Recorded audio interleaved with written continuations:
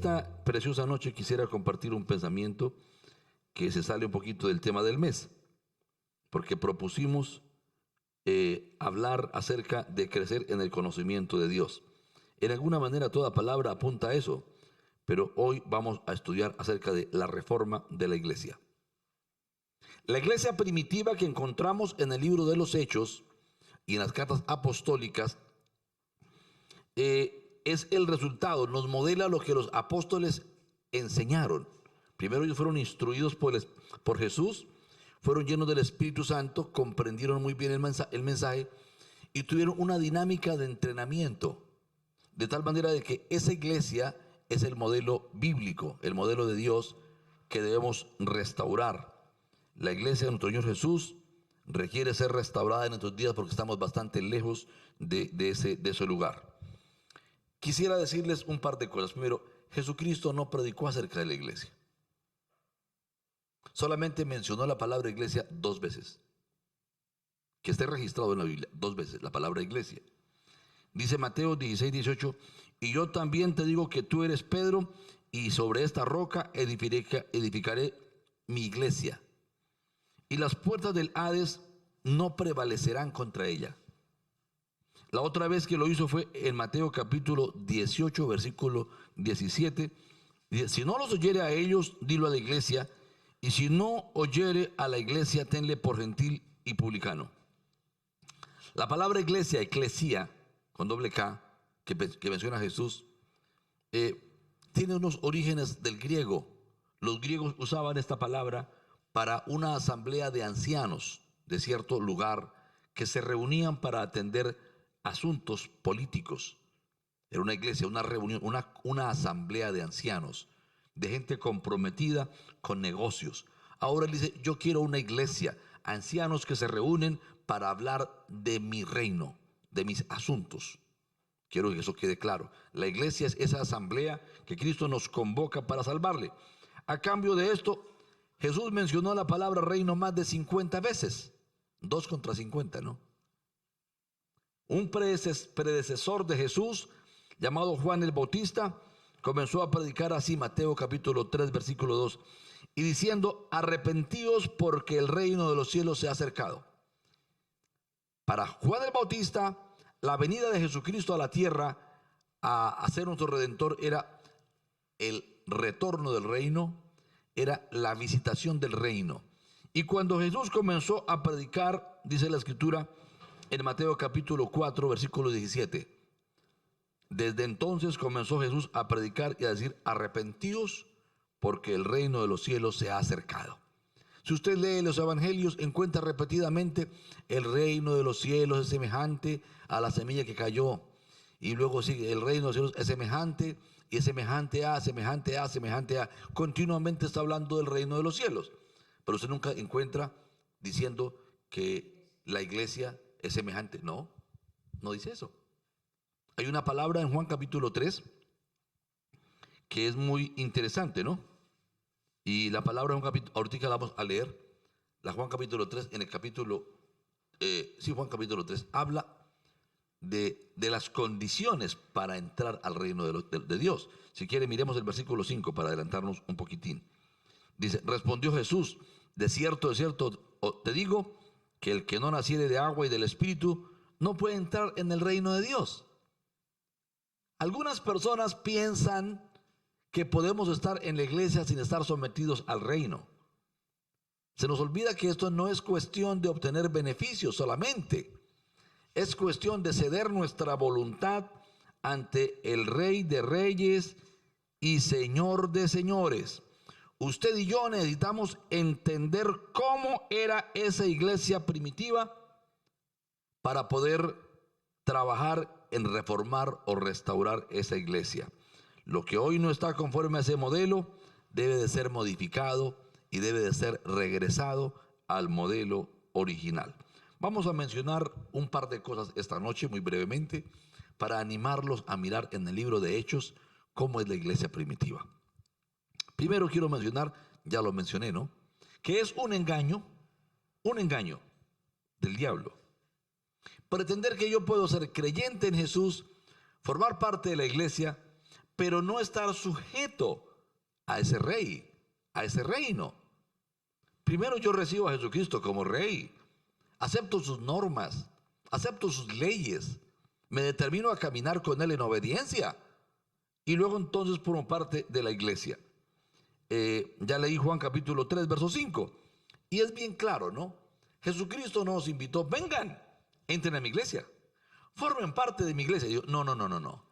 Deben nacer de nuevo para que puedan entrar a mi reino, para que puedan conocer el reino mío. Deben nacer de nuevo. Y está hablando del nuevo nacimiento como el fenómeno por el cual el ser humano pecador, arrepentido, viene a Cristo para pedir perdón por sus pecados y para recibir la salvación que Cristo ofrece por su muerte en la cruz. Y está hablando del espíritu que recibimos, porque somos adoptados. Él nos recrea, nos da un espíritu nuevo que nos faculta, que nos capacita para vivir para Él. Sin esa luz, el evangelio se torna algo muy difícil de alcanzar, una utopía totalmente inalcanzable. Pero en Cristo Jesús lo podemos lograr. Mateo capítulo 7, versículo 21 dice: no todo el que me dice Señor, Señor, entrará en el reino de los cielos. De pronto está en la congregación y levanta las manos y dice: Señor, Señor, pero no va a entrar al reino de los cielos. Aún no ha entrado al reino de los cielos, sino el que hace la voluntad de mi Padre que está en los cielos. Muchos me dirán aquel día: Señor, ¿no profetizamos en tu nombre? Profetizar es otro tema diferente, ¿no? La palabra profetizar es anunciar una verdad revelada. Así que hoy estoy profetizando, pero tiene distintos tópicos la profecía. Se puede profetizar cuando Dios le revela asuntos venideros, revelaciones del mundo futuro, cosas muy extraordinarias que Dios puede hablarle a la humanidad a través de un profeta. Pero dice que algunos profetizaron en tu nombre y en tu nombre echamos fuera demonios.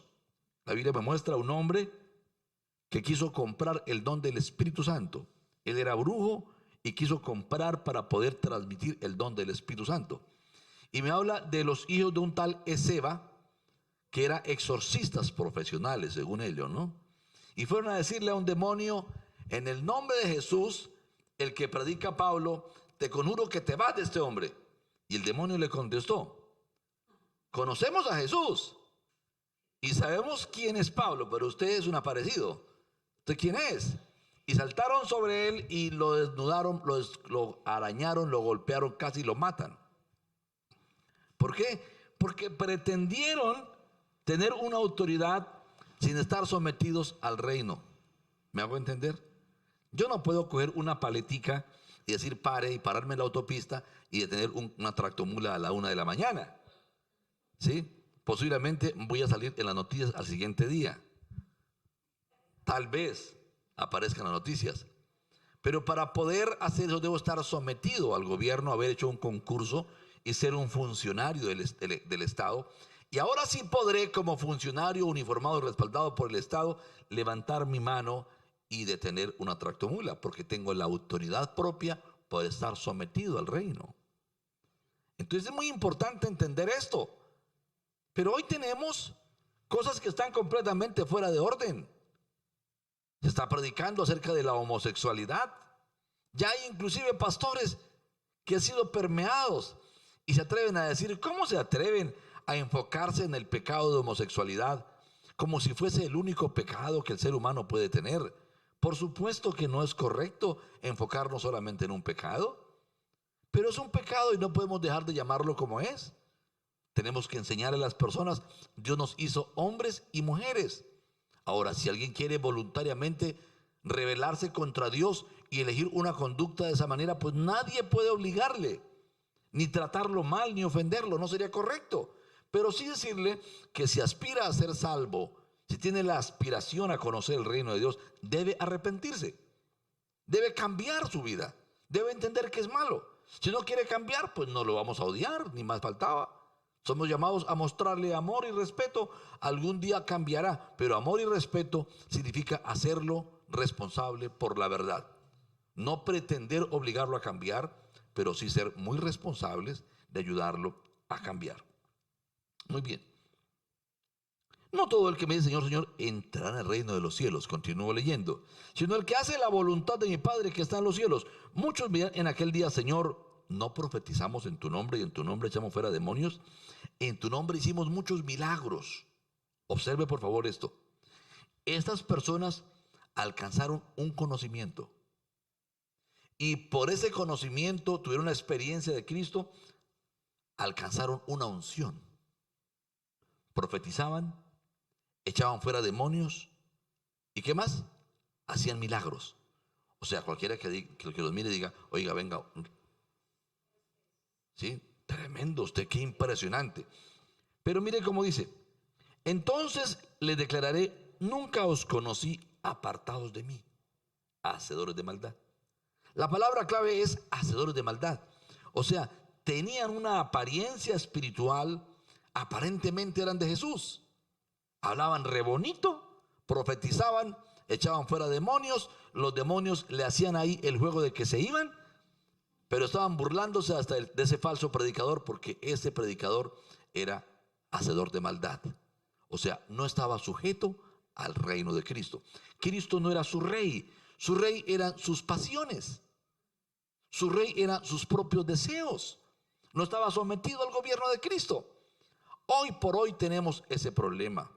Tenemos hombres que se casan en la iglesia y a los 2-3 meses quieren separarse y volverse a casar de una manera normal y olímpica. Yo sé que hay excepciones, cada caso es particular, yo lo entiendo muy bien. Hay muchos casos donde mismo Dios autoriza una carta de divorcio, pero hoy se ha convertido en una burla, en un juego, en algo superficial, y esto no es lo correcto. Muy bien, entonces no puedo decir que soy iglesia de Jesús y a la vez practicar la maldad de ninguna forma. Los tramposos, los injustos, los mentirosos, los ladrones, los borrachos, los fornicarios, los adúlteros, los que consultan brujos, dice la Biblia, no heredarán el reino de Dios. Así que no nos engañemos. Muy bien. Ese sería el primer aspecto. El segundo aspecto que quiero mencionar esta noche es el sacerdocio universal de los creyentes. Escúcheme muy bien. El sistema tradicional que gobierna Colombia y el mundo, que es reconocido como una iglesia supuestamente cristiana, es lo más falso que hay. Eso no es verdad. Ellos heredaron un modelo patriarcal de sacerdocio de su religión que tenían antes o durante el siglo I, II y III, que fue la religión del Imperio Romano. Y allí solamente habían dos grupos, los sacerdotes varones. Había otro grupo de vestales aparte, ¿sí? Las vestales, mujeres, pero eran muy aparte. Tienen unas connotaciones diferentes. Cuando ellos toman la hegemonía de la iglesia y se usurpan el lugar de predicadores, entonces establecen un sistema donde ninguna mujer es sacerdote.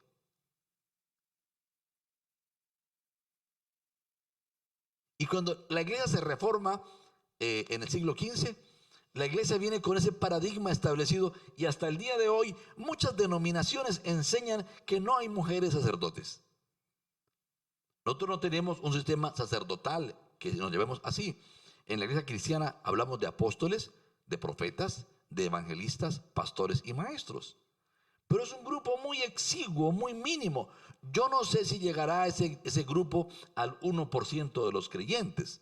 Yo creo que menos. Y yo diría, ¿dónde queda el 99% de los creyentes? O sea que la iglesia está viviendo un modelo que es falso. Un modelo que le quita la responsabilidad al 99% de los creyentes y las coloca sobre un 1%. Para que este 1% de creyentes hagan la obra y los demás no. Vamos a ver lo que dice la Biblia. Capítulo 1 de Apocalipsis, versículos 4 y 5. Dice, y de Jesucristo, viene hablando de él, el testigo fiel, el primogénito de los muertos y el soberano de los reyes de la tierra, al que nos amó y nos lavó de nuestros pecados con su sangre. Note que no podemos ser salvados con latigazos, no podemos ser lavados arrodillándonos sobre el grano de maíz. Algunos todavía quieren torturarse y torturar su cuerpo para alcanzar el perdón y el cambio, ¿no? Todavía quieren colocarse vestido de silicio y torturarse. Creen que es la manera correcta. Aún hay algunos que se flagelan sus propios cuerpos, se azotan, porque creen que ahí está la piedad. La piedad correcta es aceptar la sangre de Cristo, limpiándonos de nuestro pecado, y tomar la decisión de nunca jamás volver a transgredir esa sangre. Dice el verso 6, y nos hizo reyes y sacerdotes para Dios su Padre. No dice, invitó a los que quieran ser sacerdotes y reyes. No. No dice, a unos pocos, a los varones, sacerdotes. O de entre los varones escogió a unos poquiticos que tenía predestinados para ser los sacerdotes. Falso. Él dice que nos hizo a todos, hombres y mujeres, sacerdotes. Tú eres sacerdote, lo sepas o no, y tu deber es ejercerlo. ¿Me voy a entender? Es un deber, es una misión irrevocable. El reino de los cielos no te permite que seas convocado para esto y no hacerlo. Él es claro cuando dice, muchos me dicen Señor, Señor, pero no todo el que me diga Señor, Señor entrará al reino de los cielos, sino el que haga la voluntad de mi Padre. Y la voluntad de nuestro Padre es que seamos sacerdotes, que ejerzamos el sacerdocio. Muy bien. Vamos a mirar primera de Pedro capítulo 2 versículo 5. Vosotros también como piedras vivas, sed edificados como casa espiritual y sacerdocio santo para ofrecer sacrificios espirituales aceptables a Dios por medio de Jesucristo. Escúcheme bien, por favor. Dice el texto, vosotros también como piedras vivas, sed edificados. ¿Sed cómo? Edificados. Constrúyanse, crezcan, equípense para ser sacerdotes. Es tu responsabilidad, querido hermano. Tú debes capacitarte, debes edificarte, debes crecer. No es una opción. No dice los que quieran. No. Si Jesucristo es su rey, si Él es su Señor, usted tiene el deber, la obligación, el mandamiento, el requerimiento. ¿Qué término utilizo? Un sinónimo adicional. Para hacerlo. Si usted no lo hace, simplemente es un rebelde. Tal vez no le agrade la palabra rebelde. Entonces cambie. Pero hasta el día de hoy, menos del 2% de miembros, de 2.5% de cristianos en las congregaciones están comprometidos de manera activa en hacer discípulos. El siguiente versículo dice, por favor siga leyendo conmigo. Leí el versículo 5. Ahora vamos a leer el versículo 9. Mas vosotros sois linaje escogido. Escúcheme bien. Vosotros sois linaje escogido, real sacerdocio, pueblo adquirido por Dios, pueblo comprado, adquirido, hecho posesión de Él, para que hagas lo que te antoje. No dice eso. Para que si de pronto quieres colaborar por algunos días en la iglesia, de pronto quieres colaborar invitando a alguien. No dice eso. Dice que somos una nación santa, un pueblo adquirido por Dios para que anunciemos las virtudes de aquel que nos llamó de las tinieblas a su luz admirable. Es un deber, es un mandamiento de sacerdotes. No son los pastores, no los apóstoles ni los evangelistas, es toda la congregación. Cuando un santo que no se reconoce en ningún ministerio comienza a predicar, escúcheme lo que le voy a decir, comienza a dar fruto, va descubriendo qué don tiene. Descubre que es profeta, o que es apóstol, o que es evangelista, o que es pastor, o en el mejor de los casos, descubre que es maestro. ¿Sí? Asunto delicado. Ser maestro y pastor es bien difícil. He descubierto que no hay vacaciones. El trabajo más difícil es renovar la mente y mantenerse fresco con una palabra para cualquier edad, en un tono tal que cualquier edad lo pueda entender. tener la gracia siempre fresca para transmitirla. Una palabra de reconciliación permanente en su espíritu. Pero es Cristo en esa persona. Solamente demanda que seamos dispuestos. Escúcheme bien, querido y querida, porque no estoy hablando un sermoncito para distraerlo. Estoy hablando un mensaje para sacudirte. La iglesia en el mundo entero hoy necesita regresar al modelo primitivo. La iglesia necesita ser restaurada. Tú necesitas entender esto y volver a este lugar. Este tema del sacerdocio universal de la iglesia está anunciado del Antiguo Testamento.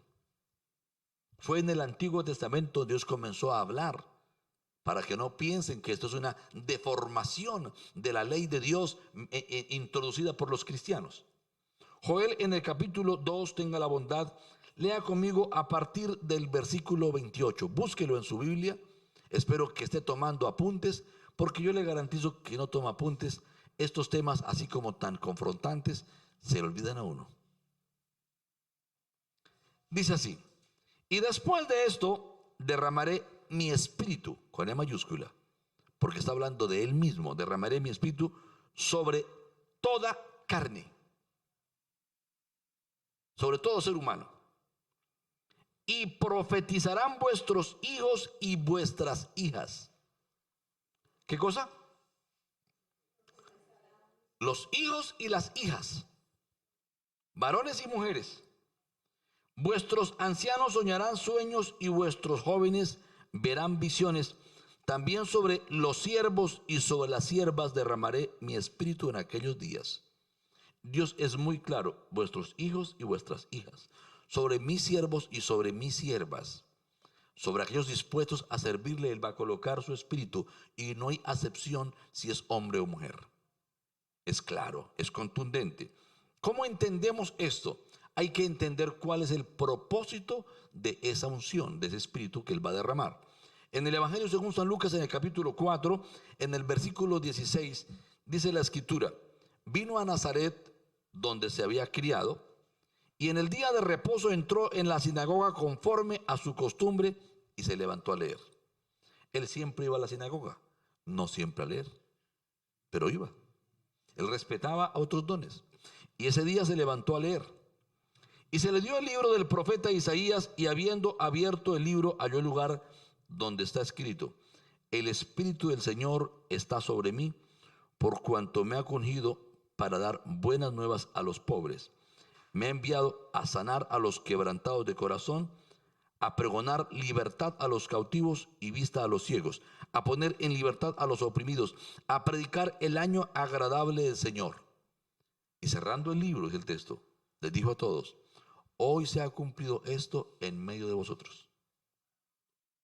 O sea, yo soy aquel sobre el cual es el Espíritu de Jehová está sobre mí, por cuanto me envió primeramente a predicar buenas nuevas, a predicar el evangelio, a predicar. Y la unción es la que enternece al hombre y lo empuja a predicar las buenas nuevas, a anunciar a Jesucristo. Y sigue diciendo una cantidad maravillosa de acciones, ¿no? Dice: a sanar a los quebrantados de corazón, a pregonar libertad a los cautivos y vista a los ciegos. Y tomó un texto de Isaías.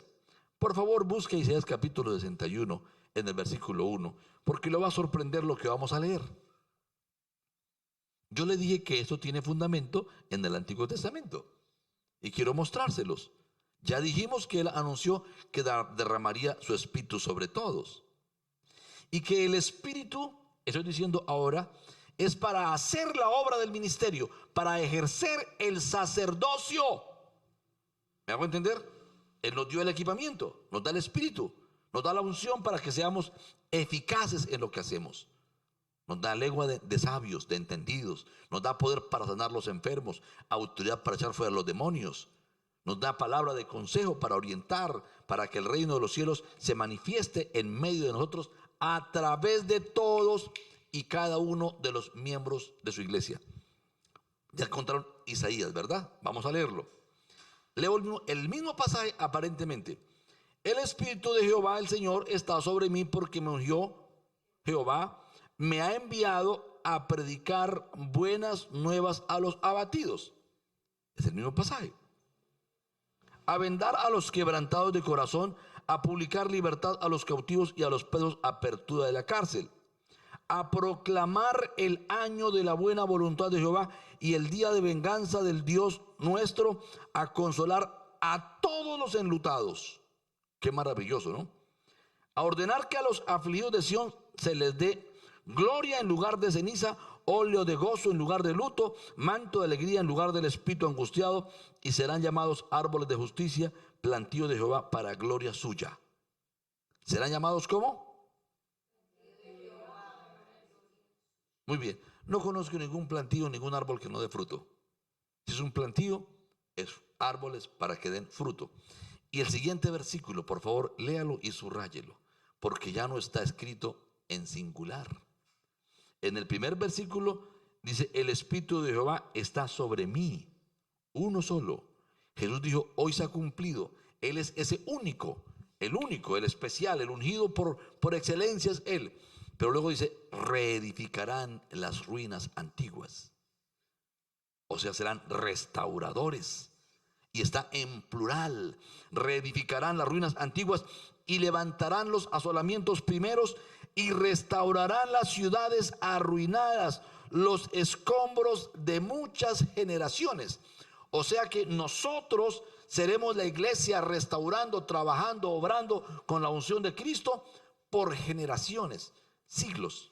Ya llevamos 20 generaciones, 20 siglos haciendo esta obra. ¿Me hago entender? Es claro y comprensible que no está hablando Dios solamente de hombres, sino que somos siervos y siervas. El Señor lo anunció. Esta es la unción para hacer las buenas nuevas, ¿no? Ya lo afirmé claritamente, el Espíritu de Jehová está sobre mí. Pero en el versículo 4 dice, y serán, plural, reedificarán las ruinas antiguas, reedificarán, y levantarán los asolamientos primeros y restaurarán los escombros de muchas generaciones. Y de ahí para adelante el capítulo sigue hablando en plural, porque Jesús es uno que viene a multiplicarse en su iglesia. Y esa unción es para que hagamos la obra. Así que por amor de Dios, usted y yo tenemos que renunciar a la idea que los sacerdotes son solamente los pastores. Todos somos sacerdotes. Y la iglesia donde toda la membresía no está comprometida es una iglesia que está enferma, que no ha entendido esto, que no ha sido restaurada. Y necesitamos regresar a este modelo donde todos los creyentes se capacitan y estamos haciendo la obra del Señor. Para cerrar, quisiera pedirle el favor que busquemos en primer carta a los Corintios capítulo 12 y vamos a solamente leer un pedacito de la palabra. Primer carta a los Corintios, capítulo 12. Bendito sea el Señor. No quiero, hermanos, que ignoréis acerca de los dones del Espíritu Santo, o de los dones espirituales. Sabéis que cuando erais gentiles se os extraviaba llevándoos como se os llevaba a los ídolos mudos. Algunos están pegados de la Virgen del Carmen. Están pegados todavía del Sagrado Corazón, de la camándula. Ídolos mudos que no pueden hablar. Están pegados todavía del divino niño, de diferentes muñequitos. Esto es cuando somos paganos. Esto habla de paganismo. Cuando eras gentiles o paganos, se os extraviaba llevándoos como se llevaba a los ídolos mudos. Por tanto, os hago saber que nadie que hable por el Espíritu de Dios llama anatema a Jesús, y nadie puede llamar a Jesús Señor sino por el Espíritu Santo. Necesitamos tener el Espíritu Santo en nosotros para poder ser influencia a otros y guiarlos a que reconozcan a Jesús por el Espíritu Santo como Señor. Solamente la unción. La iglesia ha renunciado a esta unción. Hoy en los seminarios tenemos teologías totalmente contrarias al Evangelio. Se habla del cesacionismo y abiertamente enseñan personas que al parecer no leen la Biblia. No sé qué pasa. Que ya cesaron los dones del Espíritu Santo. Que ya no hay bautismo en lenguas ni hay ministerio, y también algunos dicen abiertamente que ninguna mujer debe de ser líder, porque si una mujer lidera es una deshonra para los hombres. Pues yo veo en la Biblia que la deshonra sería que una mujer fuera indiferente al llamamiento del Señor, o que un hombre fuera indiferente. Eso sí es deshonra. Pero que todos somos llamados a ser sacerdotes del Señor. Y concédame, sigo leyendo. Por tanto, ya. Ahora bien, hay diversidad de dones, pero el Espíritu es el mismo, y está con mayúscula. Y hay diversidad de ministerios, pero el Señor es el mismo. Y hay diversidad de operaciones, pero Dios, que de todas las cosas en todos es el mismo. Él es el Espíritu, Él es el Señor. Pero a cada uno le es dada la manifestación del Espíritu para provecho. A cada uno. No dice que fue solamente a los apóstoles o a ciertos hombres ungidos como Cash Luna. Dios lo bendiga más de lo que lo ha usado. Pero no solamente para Cash Luna o para Benny Hinn o para Billy Graham. La manifestación del Espíritu es para ti. El niño, el adolescente, el joven, el hombre, la mujer, el anciano, todos somos llamados a disfrutar de esta bendición.